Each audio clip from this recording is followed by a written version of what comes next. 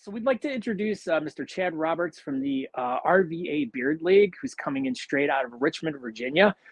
We are having Chad on tonight to discuss a process of vetting a charity that you'd be interested in working in. Now, a lot of different beard clubs across the country have worked with small charities here and there. And usually it's someone who knows someone, and it's some family member that is working with an extremely small charity, and everyone's just trying to help everyone out. But at times when you're involved with bigger clubs and organizations over the years, as Aaron and I both have in larger scale beard clubs in the past, we've worked with bigger types of charities, and the information that Chad's going to present to us tonight kind of walks us through the whole process of how you should go about looking for the right charity to work for. Did that pretty much sum it up? I think that pretty well sums it up. Let's get in the most informed, most prepared human being I think I've ever seen in my entire life. This is going to be amazing. So yeah, as you said, live from RVA is Mr. Chad Roberts. Oh, hey, Chad. Don't even do this. What? No. We don't need any more technical difficulties.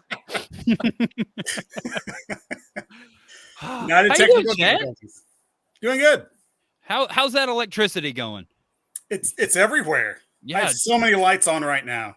Yeah, I just went through my whole house and just turned all the lights on for no reason. I'm not even in those other rooms. All those lights are on. Yeah, that's what you do when you have electricity. You use it. Some people don't have electricity and they don't get to use it. They have to stand outside, but not us, Chad. Oh no, we're on the inside where there's electricity. Woohoo!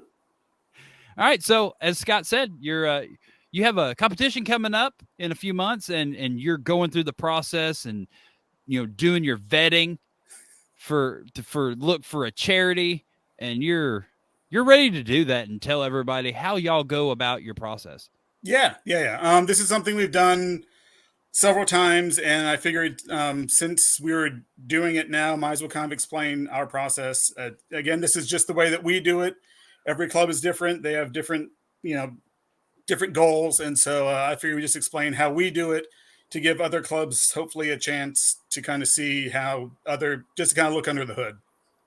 Yeah, now we had you on a few months ago, and this is where this whole topic got brought up, where we were talking about picking different charities and stuff like that, and you brought up this whole process of how you guys vet like these charities and stuff, and this like kind of blew my mind. It was like in a whole different realm of how-tos that I had no idea like anyone was doing.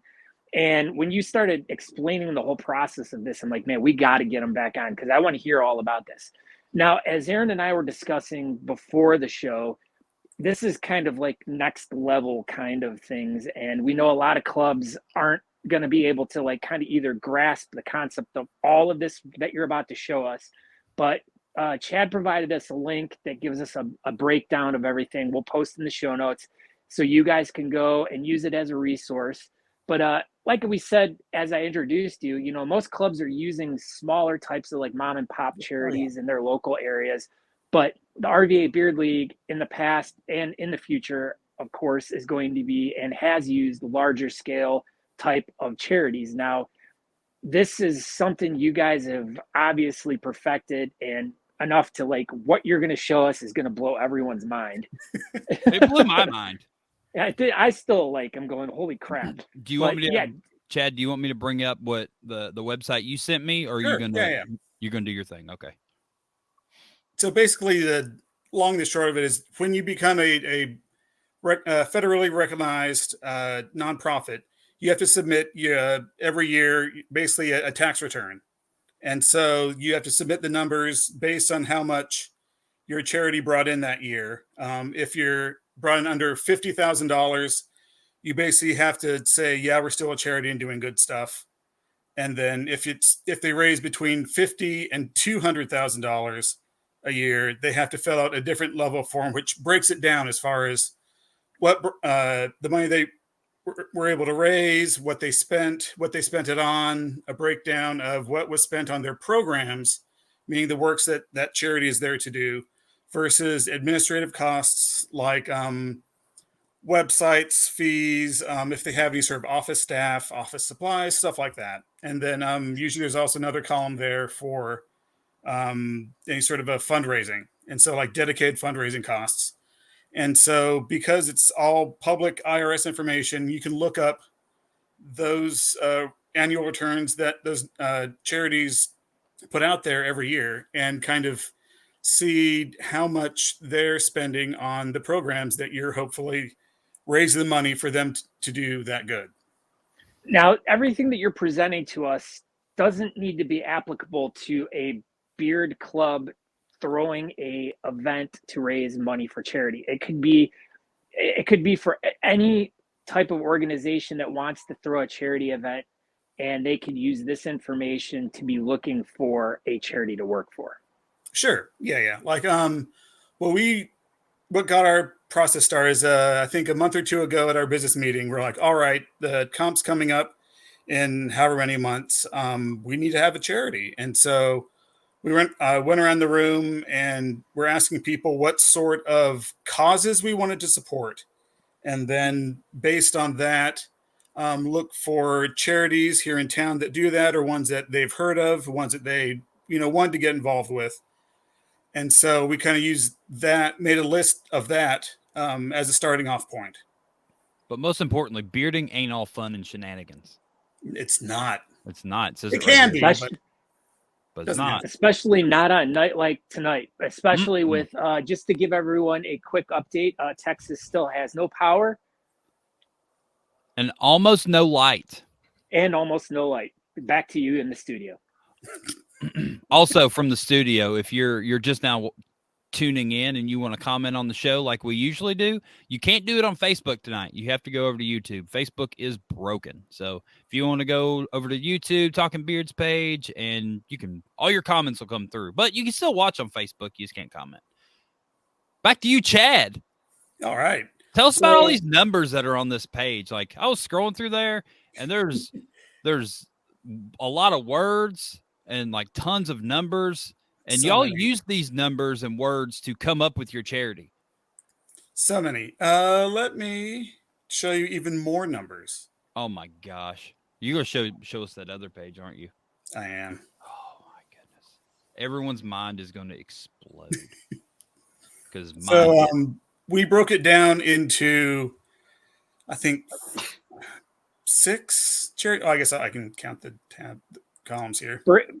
Breaking news, I'd like to bless Aaron. He sneezed. I missed the mute the first time. We have no power, and Aaron is sneezing. and back to you guys in the studio. Oh, my gosh. Here we go. Okay, I think I could bring Chad's thing up. There we go. Here's all your words and numbers, Chad. All right. Hopefully it's not his wiener. This time. Not this time. So these were the different charities that we were looking at, trying to evaluate. We'd worked every year. We do a 9/11 stair climb here in town and work with a bunch of different firehouses from all over, and wanted to kind of try and work with them. And so I reached out to a supporter who has a fantastic mustache and works at a local firehouse, and reached out to him and said, "Hey, what are some nonprofits that you guys actually benefit from there in Chesterfield?" And so from kind of as grassroots as it gets, came up with these 2 charities here: the Chesterfield Professional Firefighters Charitable Foundation and the Old Dominion Professional Firefighters Burn Foundation. Okay. And so what we did is look these up. There are some websites, one called GuideStar and another called Charity Navigator. Both of those links are in that doc. I won't bore you with all that. But basically from there, you can go and get the EIN, which is a specific number for each charity that you get. And then from there, you can look up the details. Isn't the EIN basically their state tax number? It is, yeah. All right. Like employer identification number. And so we found it useful to kind of make this cheat sheet of information. Here you can see the different areas where the charities had some impact. Like these 2 are clearly firefighter-based ones. Blue Sky Fund is a charity here that sets up outdoor classes at clubs and expeditions for kids in Richmond who may not necessarily have the opportunity or means to do so. The Woodland Restoration Foundation is a charity here that's going through and cleaning up 2 or 3 neglected African American cemeteries that are overgrown, and some of the headstones are under like inches of dirt and rock, and so they're cleaning those up and restoring them.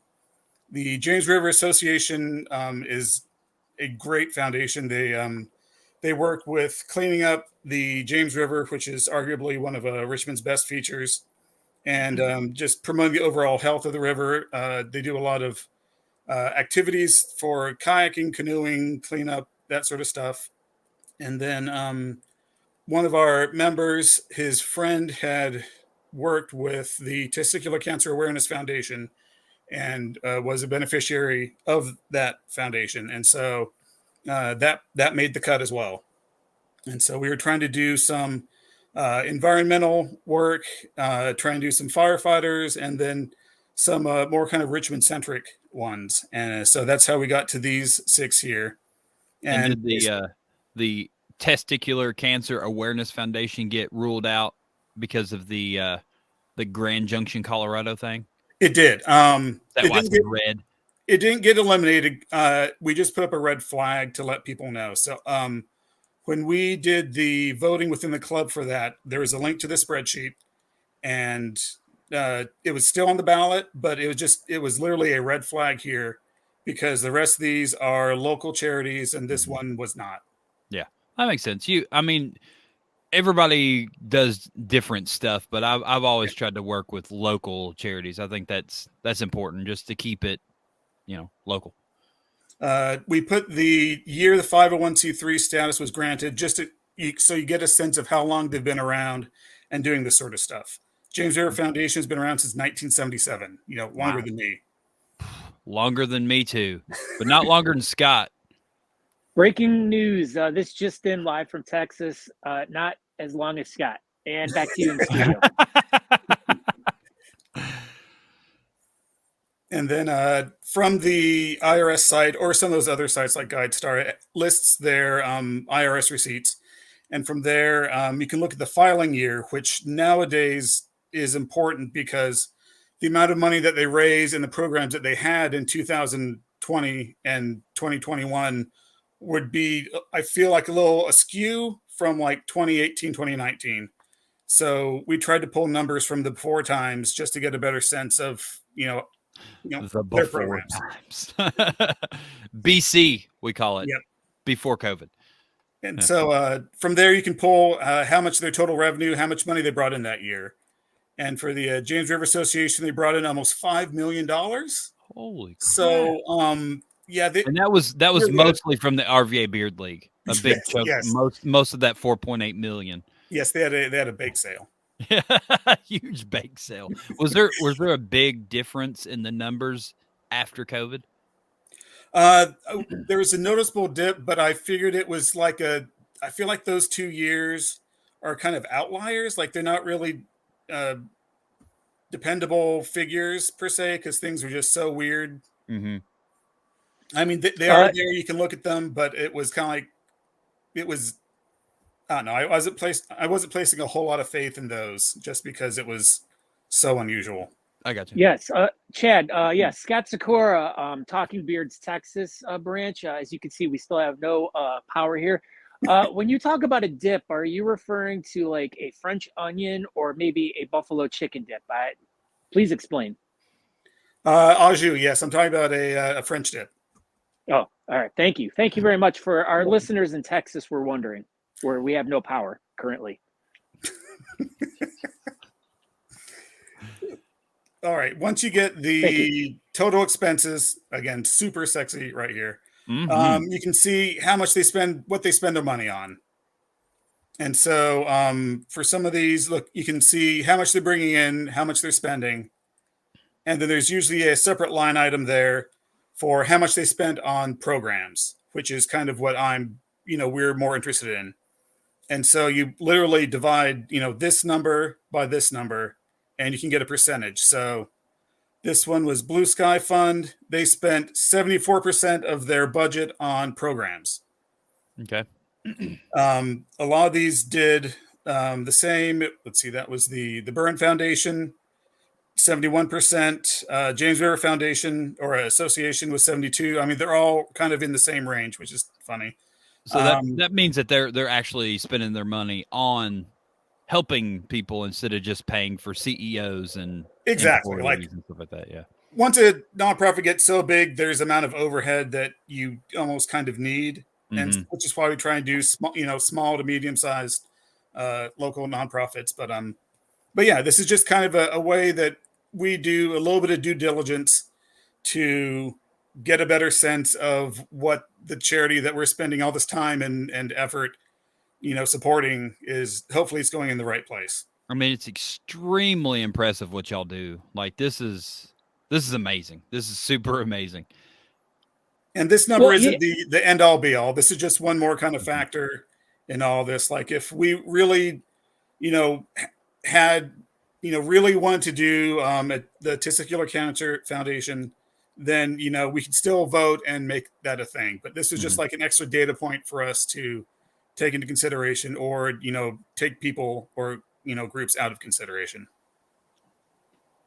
Correct. And Data was also a character in the Goonies show. But just like you, I don't know if you had said this earlier or if you had discussed this in our pre-interview, but these numbers and everything and these breakdowns really show you that you'd rather or you're focusing more on charities that have less fundraising expenditures and overhead expenditures and are actually donating or using the money to help people. And of course, those are the ones you want to work for, not the ones who are spending a majority of their funds towards their administrative costs. Yeah, I remember in years past we came across a couple and it was in the 40s. Like they were not good numbers, and so we're like, all right, so maybe we don't put our time and effort into that. What's the fourth one over? Why has it got two sets of numbers? This is the cemetery group, and the weird thing is they were initially working with a foundation here in town, and then they split. And then in 2019, they bought the cemetery from the city. And so what happened was they had an income of $142,000 and spent 140 of it to buy the property. Huh. And so 99% of their income, went to programs. Right. Yeah. Because the cemetery was the program. Right. And now it was, yeah. And so I felt that kind of needed another data point in there just to, because oh yeah, they always spend all of their money, exclusively on programs. And that's when that just isn't the case. Aaron, they also spend a lot of money on fences. Do you know why there are fences around cemeteries, Aaron? I don't know why. Because people are always dying to get in. And as we can see, there still is no power left in Texas. We're still powerless. And back to you in the studio. Oh, do you know where else has no power, Scott? The bottom of, this is correct. I was going to say the bottom of the Atlantic Ocean, but they might. They have lanternfish. They're good. They have light. We don't in Texas. All right, keep going, Chad. All right, and so that's basically that part. And with that information, we went ahead and. Oh my gosh! Did you pick one? We did. This is literally the ballot that we sent to our members. Hey, here, pick whichever one you like. Okay. Super and easy. Our winner. Oh, sorry. I was touching the screen. It wasn't working. Old Dominion Professional Firefighters Burn Foundation. Congratulations to those guys. Woo. Yes. So when are you look at breaking news. This. Right there breaking news for RVA Mid-Atlantic Beard and Stash 9. Look at that. Already got a charity. The Old Dominion Professional Firefighters Burn Foundation. This is great. Supporting firefighters and civilian burn survivors. This sounds like a really so. Tell us a little bit about them. Do you have information about them specifically? Yeah, they work with with education. They do a lot of actually smoke detectors because that's the first step in eliminating burns and fire issues is making sure that you're out of there and safe.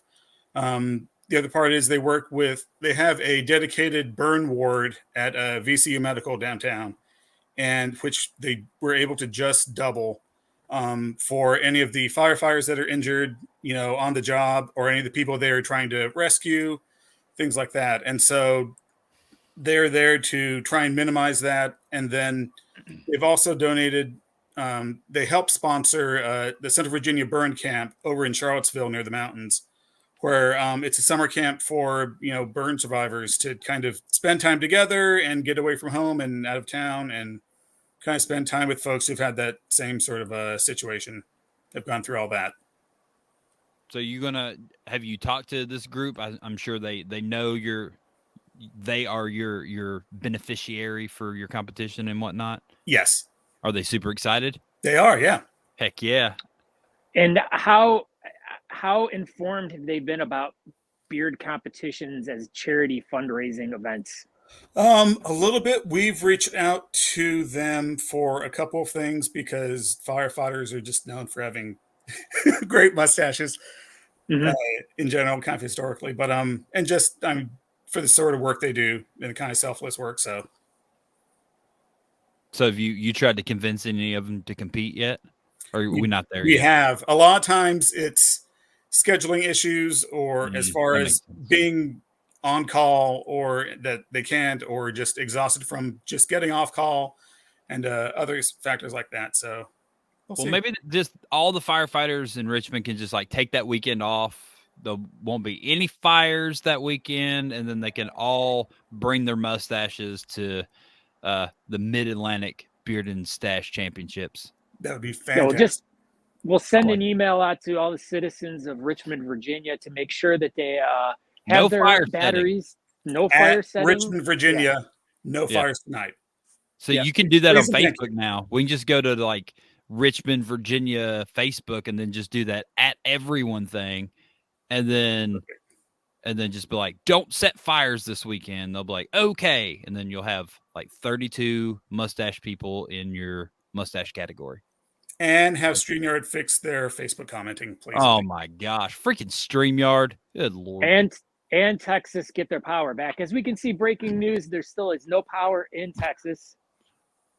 And the sun went ahead and just gave up too. Gave up. It quit on us here in Texas. Everything's quitting on us here in Texas. It's not even winter. It's like fall. This is like moderate. Oh God, you guys are screwed. Yes, breaking news. We are screwed in Texas. And back to you, Chad, in the studio. Oh my gosh. All right. Well, is there any more that you want to let anybody know about your stuff, Chad?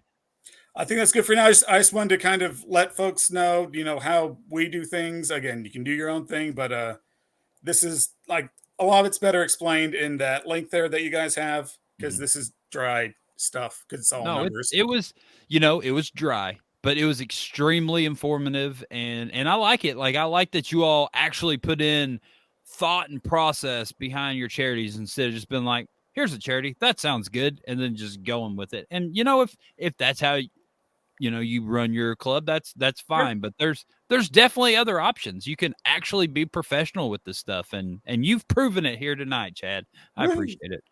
All the numbers. That's so sexy. Yeah, they have a proven track record of years and years of throwing charity beard events, and you just see it in the numbers and all the people that they've helped and that they've worked for in all the years. So we thank you for what you do for the beard community and for the Richmond, Virginia community as well. Thank you, guys. Yeah, thank you, Chad, and I'm sure we'll have you back on in a few months or so, and we'll talk all about your competition, and we'll go on about your charity some more. Sounds good. All right, buddy. Well, thank you for coming by and showing us all your cool numbers, and have a great night. Great. Thanks, guys.